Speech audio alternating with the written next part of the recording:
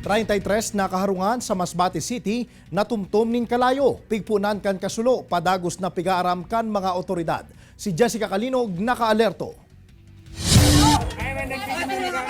Hasta sa ngunya nagpapadagos pagiraray ang investigasyon kan mga otoridad sa kung ano ang pigikanan kan mahiwasang kasulo na nagbungkara sa Barangay Pating, Masbate City kasabay kan pag-obserbar kan Biyernes Santo.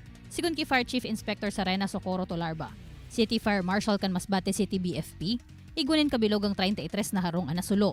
Mantang nasa 49 pamilya naman ang apektado. Huli sa hewas kan naapektaran, pigsakat sa ikaduwang alarma ang insidente. Natulos man na narespondehan kan iba pang mga fire stations gikan sa manlain-lain na banwaan asin mga fire volunteers. Sa ngunyan, nagabot na subuot sa labi 3 million pesos ang kinakarkulong danyos na pigwalat kan insidente. Yung pong mga kasama, agad po din na inaalam ang cause ng fire.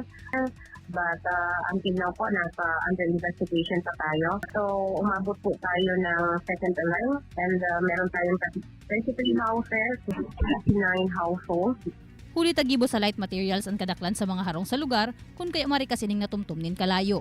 Alagad pasalamat man ang mga otoridad na mayong na-report na nakulugan o binawianin buhay sa nasambitan ng insidente. Sa ngunya nasusog na subuot kan mga otoridad ang harong napigikanan kan kalayo, alagad ay pamasyerto kung ano ang pinakarason kan pagbungkaras kan kasulo. Pinagtulang po ng sunog.